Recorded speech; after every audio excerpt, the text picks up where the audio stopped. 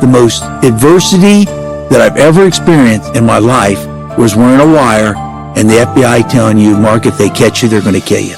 Mark Whitaker is the whistleblower on the largest price-fixing scandal in U.S. history. I had a choice to either wear a wire for the FBI or get arrested, and I sure didn't want to be arrested at age 34. But he'll tell you the true whistleblower was his wife, Ginger, a Christian, and at the time, Mark was not. Hear more of his incredible story on this episode of GPS, God, People, Stories. It's an outreach of the Billy Graham Evangelistic Association. I'm Jim Kirkland. Before he became a whistleblower, Mark Whitaker thought he had it all. By the time he was 32, he was a millionaire and a high-level executive. But it wasn't enough. Billy Graham often shared how knowledge and wealth cannot satisfy a man's soul. Suppose he had all the knowledge and all the wealth and all the power in the whole world today and lost your soul. And many of you are doing just that. You've gained in your circle of world, but deep in your heart, something is missing. You don't know what it is. And you'll hear Billy Graham identify what's missing later in this episode. In the meantime, if you've got spiritual questions, now or at any point, feel free to head on over to our website. That is findpeacewithgod.net. That's findpeacewithgod.net. Now, if you'd prefer to talk or pray with someone, you can call the Billy Graham prayer line anytime, day or night. The number is 855-255-7729. That's 855-255-PRAY. GPS. God, People, Stories. Mark Whitaker was born into a Christian home in Cincinnati. The year was 1957. He grew up going to church with his parents, so he learned about Jesus, but he never accepted him as his Lord and Savior. Graduating from high school, Mark had other things on his mind. When I went to college at Ohio State University, full scholarship, only child out of 4 to go to college and have a bachelor's and master's from Ohio State University in the sciences, PhD in biochemistry from an Ivy League university, Cornell University. Parents didn't have to pay any tuition or living expenses for 8 years. Those 8 years of college, it erased everything I had faith-wise. I think my parents planted a good seed, but I never met one Christian professor in 8 years. Not one.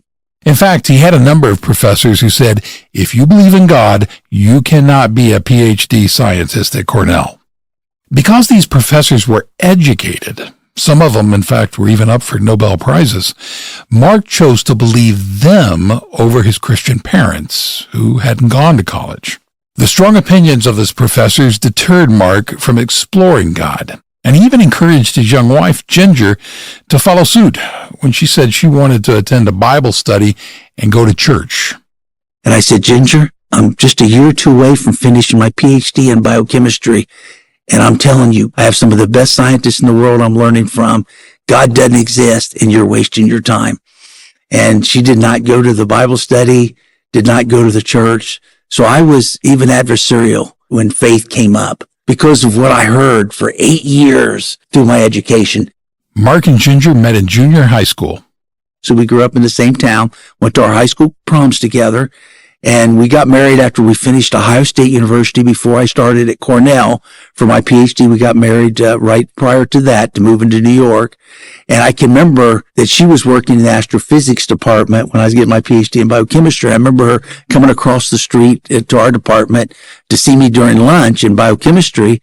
When Mark finished his PhD at Cornell, the biotech industry was booming, and he had his pick of jobs to choose from. His first job after graduating was at Ralston Purina in St. Louis with a 6-figure salary. There's not many people making over 100,000 in 1983. And I tell you, I started getting sucked up in that. I mean, it started meaning a lot to me, the materialism, and we had about a 3,000 square foot home, which was our first home at age 25. As he was quickly climbing up the corporate ladder at Ralston Purina, he was approached by the head of the world's largest food additive company.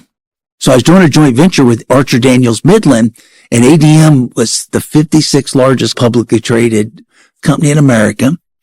$70 billion in revenue, 32,000 employees, and the CEO was 75 years old. And after a couple years working with him, he said, Mark, why don't you join us? At first, Mark refused. He couldn't imagine leaving a job he loved. But then ADM's CEO gave him an offer he just couldn't turn down. He said, I'll give you a base salary, the level of your entire compensation where you're currently at, but I'll give you a bonus potential that'd be up to $3 million a year. And I'll give you your own jet. Our 7 top executives get a jet, a Falcon 50. I'll make you divisional president of the biotech division, which is what my background was, corporate vice president of the whole company. Mark asked, where do I sign? And then he told Ginger the news. She said, you didn't do it for the money, did you? And I said, well, it is a lot more compensation, about tenfold what I'm currently making, but it's an opportunity of a lifetime. And being age 32, someday I could be the CEO of that company. The CEO's 75 years old that's hiring me. She said, as long as you thought it through, but don't do it just for the money. Make sure it's the right role, the right company that's making a difference, having an impact. She talked like that, but I talked all about compensation. In addition to his compensation package, Mark also got help from the CEO to buy the CEO's sprawling estate. It included a 13,000 square foot home, 15 acres of land, riding stables, and that's just the tip of the iceberg. And I bought his home that week. So I had a jet given to me my first week there. My third week, I had a mansion. Ginger had not seen either one yet. Ginger hadn't seen any of it because she had stayed behind in Germany where they'd been living until their 3 young children finished out the school year. When she saw the house, she asked Mark, why do we need something like this? And she had a similar response when he offered to buy her a Ferrari. Ginger had begun to see life from a different perspective, an eternal perspective.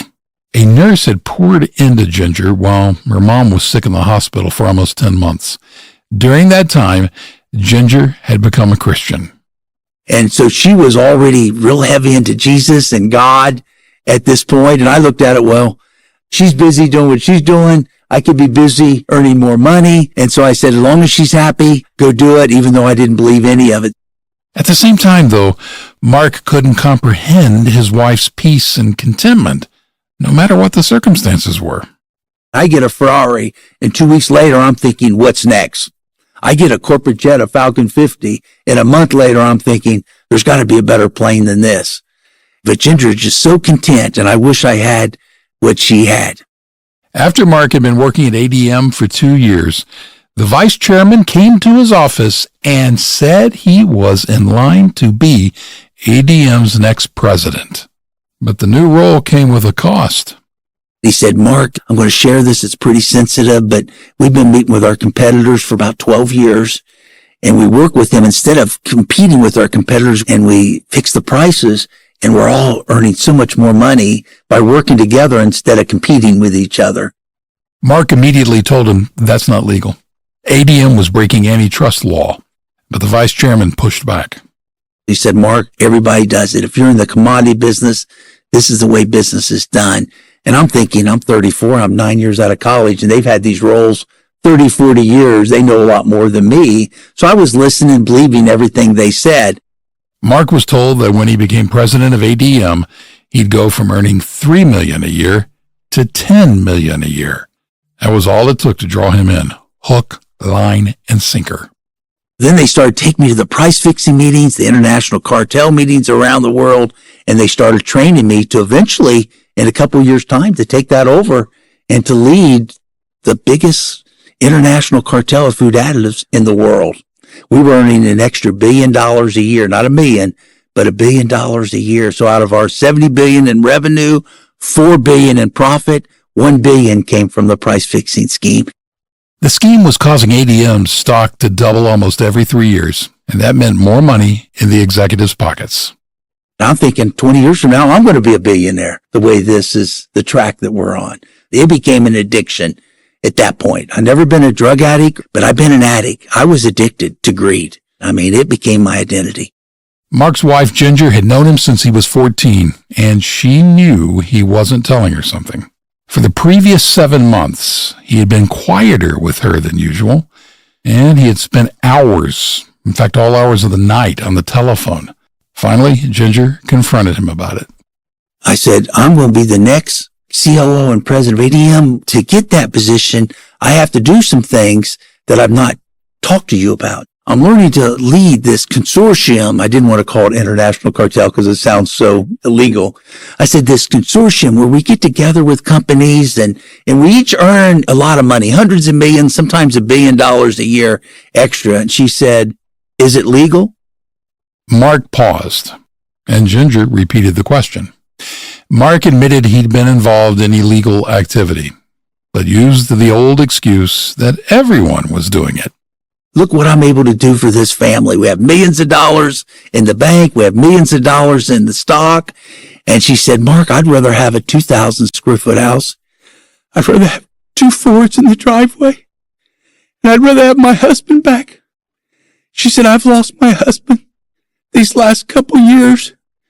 It's so much different than the man I fell in love with in high school. Ginger shared her concern that Mark wasn't spending any time with their children, that he didn't even know what grades they were in. She said she needed time to pray. When she told me she was going to pray about it, I knew I was in trouble because there was nothing ever turned out good for me when she went and prayed about it because I was just in such a different place than her. A few hours later, Ginger told him that God had led her to a hard decision. And she said, you're only involved 7 months, something that's been going on 12 years. You have to turn yourself into the federal authorities, and you have to do it today. And if you don't do it today, I'm doing it for you. But we're doing it today. Mark argued with her. He was afraid of losing all his wealth and going to jail. But beyond that, he also told Ginger that some of the most powerful men in the world might come after him and her and their children. She said, no, I prayed about that too. God will protect us, but we're going to do it. We're going to do it today. And if you go to prison, I'll stay with you, but we're going to do it. We're going to do the right thing. And they did. They met with the FBI for hours, explaining Mark's role in the price-fixing scheme. At the end of those 4 hours, I had a choice to either wear a wire for the FBI or get arrested. And I sure didn't want to be arrested at age 34. And I agreed to wear a wire to go after the kingpins who were teaching me how to do it. The next day, 2 FBI agents put microphones on Mark's chest and used an athletic band to wrap a tape recorder around his back. He was given another tape recorder and a notebook, and they placed one more in his briefcase.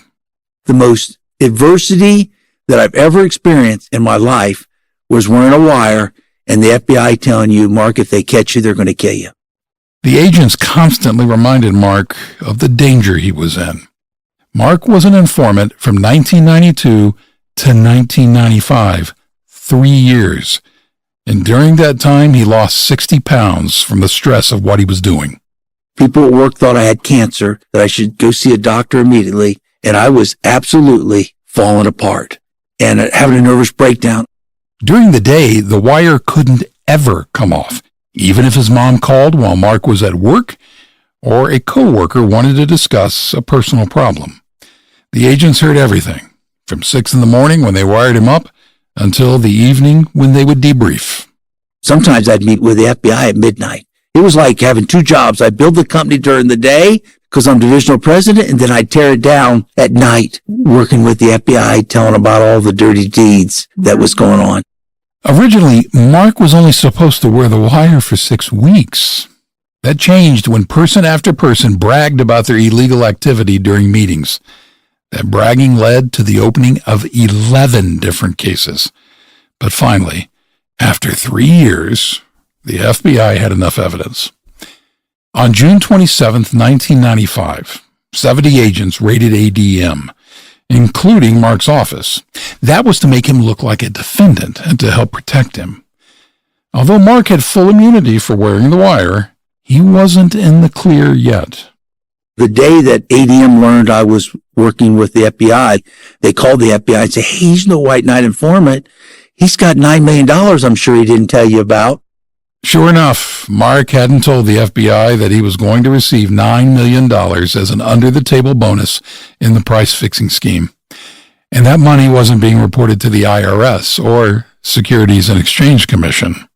I'm thinking, who's going to hire someone after they wear a wire against their own company? It's easier to get a job as a felon than someone that wore a wire against their own company. So I thought, I can't tell the FBI about the $9 million. They're going to require me give that up. And that's going to be my severance package. I'm going to need that. Because of his decision, the FBI could no longer give Mark full immunity. He had not paid taxes, and he had committed fraud.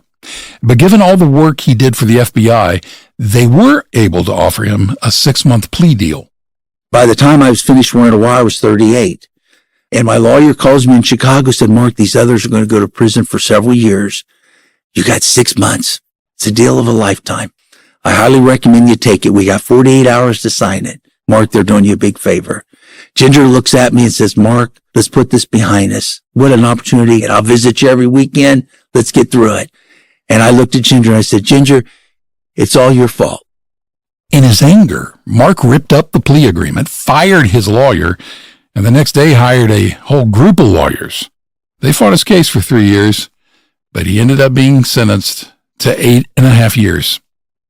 I could not imagine going to prison 8.5 years when I could have had 6 months. And I wrote a 17-page letter to Ginger and my 3 kids, and I tried to kill myself. I said, my life's over. No hope. Was helpless and hopeless. And I was hospitalized for a month and treated for post-traumatic stress disorder and depression. The judge gave Mark 7 months to get more stabilized and to get his house in order. All I thought about is, well, I need to find a way to kill myself before I go to prison. I was just so depressed and so suicidal even after I attempted suicide. A month after Mark attempted to take his own life, a man came to visit. His name was Ian. He was chief financial officer of a biotech company, but Mark didn't know him and actually thought he was a reporter wanting to do an interview. And he said, no, CBMC, Christian Businessman Connection. And I want to tell you something, Mark. Prison's going to be the beginning of your life, and you're going to find your true purpose in your life with the journey you're ready to start. And I said, Ian, that's the craziest thing I ever heard. I'm about ready to go to prison for 8.5 years. This is not the beginning of my life. This is the end of my life.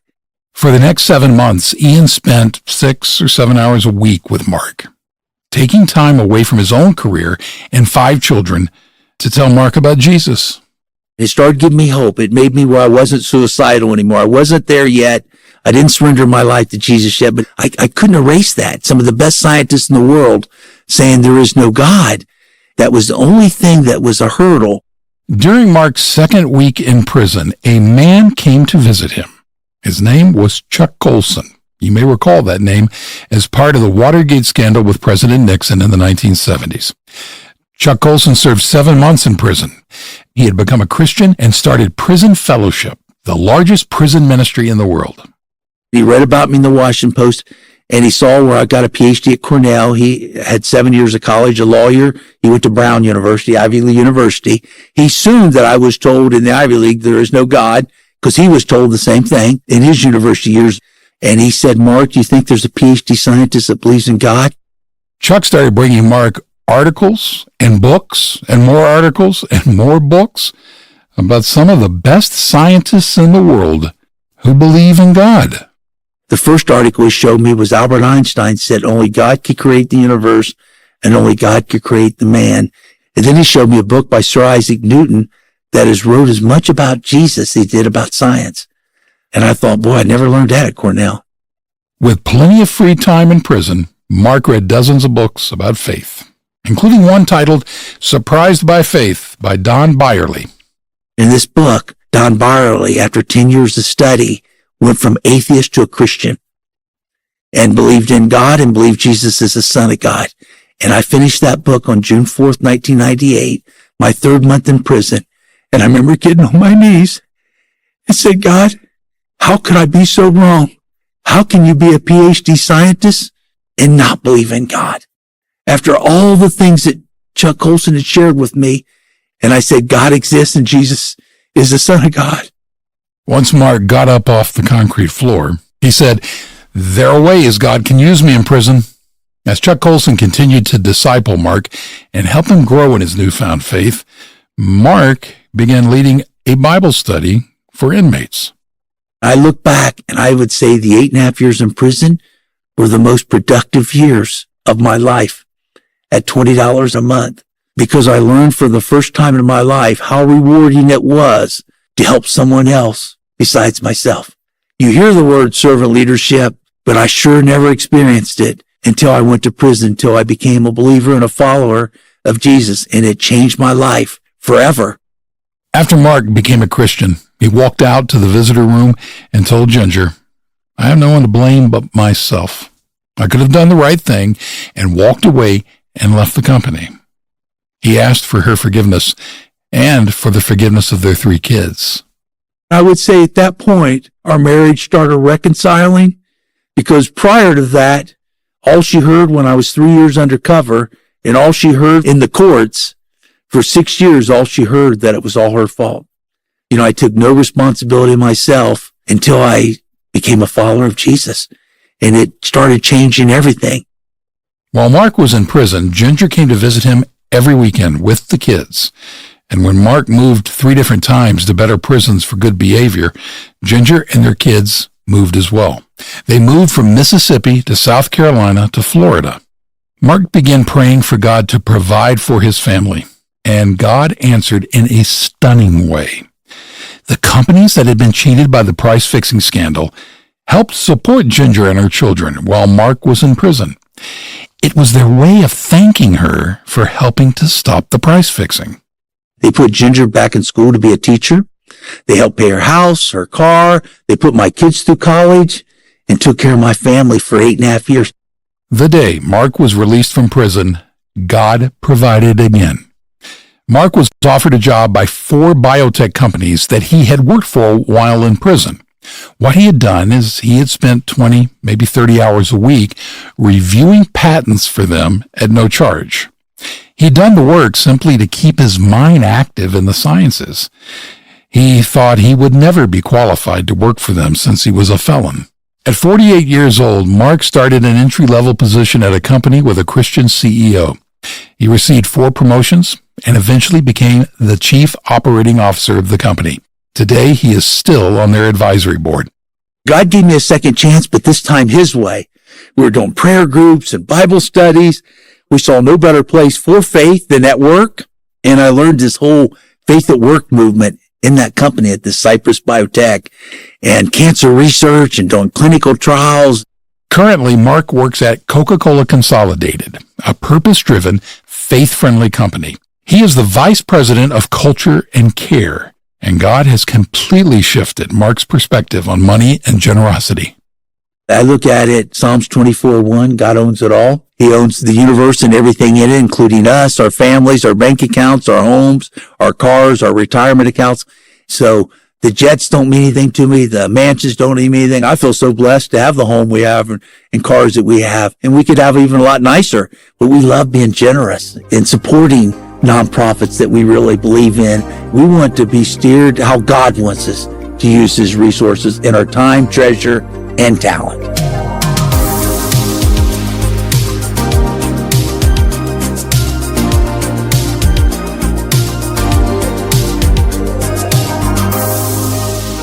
When Mark Whitaker lost all of his earthly treasures, he gained the peace and contentment that only Jesus Christ can offer.